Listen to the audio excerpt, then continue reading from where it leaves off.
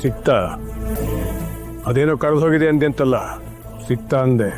ನಾನ್ ಕಳ್ಕೊಂಡಿದ್ ವಾಪಸ್ ಸಿಕ್ಕ್ರೆ ಅದು ಧರ್ಮರಾಜ್ ಅವ್ರಿಗೆ ಇಷ್ಟ ಆಗಲ್ವಲ್ಲ.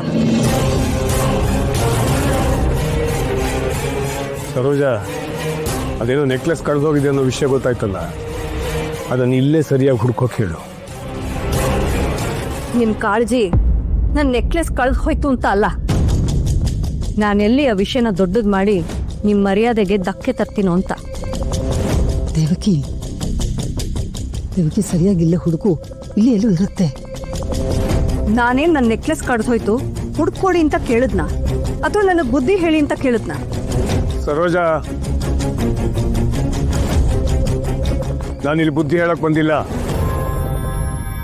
ನಾನು ಏನ್ ಮಾತಾಡ್ತಿದ್ದೀನಿ ಅನ್ನೋದನ್ನ ಮೊದಲು ತಿಳ್ಕೊಂಡು ಆಮೇಲೆ ಮುಂದೆ ಮಾತಾಡೋಕೆ ಹೇಳು.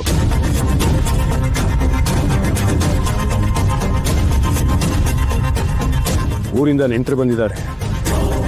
ಅವ್ರು ನಮ್ಮ ಮನೇಲಿದ್ದಾಗ ಒಡವೆ ಕಳ್ದೋಯ್ತು ಅಂದ್ರೆ ಅವ್ರು ಏನು ಅನ್ಕೋತಾರೆ?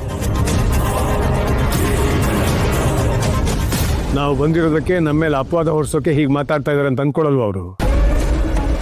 ನನ್ನ ಮೊಮ್ಮಗನ ಗಂಡನ ಮನೆಯವ್ರ ಮೇಲೆ, ನನ್ನ ಮೊಮ್ಮಗನ ಹೆಂಡತಿ ಮನೆಯವ್ರ ಮೇಲೆ ಅನುಮಾನ ಪಟ್ಟಂಗಾಗಲ್ವಾ? ನನಗೆ ಯಾರ ಮೇಲೂ ಅನುಮಾನ ಇಲ್ಲಮ್ಮ. ಆದ್ರೆ ಅನುಮಾನ ಬರೋ ತರ ಮಾಡ್ತಿರೋದು ಇವ್ರೆ. ಪಡಬಾರ್ದು, ಅನುಮಾನ ಪಡಬಾರ್ದು. ಸರೋಜಾ, ಅದು ಏನು ಕಳೆದು ಹೋಗಿದೆ, ಅದಕ್ಕೆ ಎಷ್ಟಾಗತ್ತೆ ಅಂತ ಕೇಳು, ನಾನು ಕೊಡಿಸ್ತೀನಿ. ನೀವೇನ್ ಕೊಡ್ಸೋದ್ ಬೇಡ, ಅದನ್ನ ನಾನು ನನ್ನ ಮಗಳ ಅಮೃತನ್ಗೆ ಅಂತ ತಂದಿರೋದು.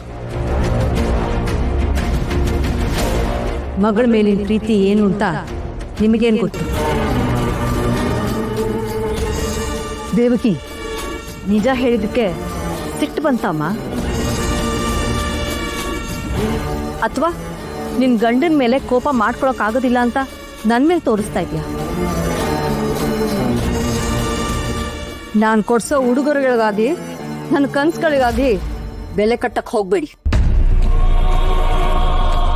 ಇದು ಬರೀ ನಿನ್ನ ವಿಷಯ ಅಲ್ಲ, ಮನೇಲಿ ಎಲ್ಲರೂ ಇದ್ದಾರೆ.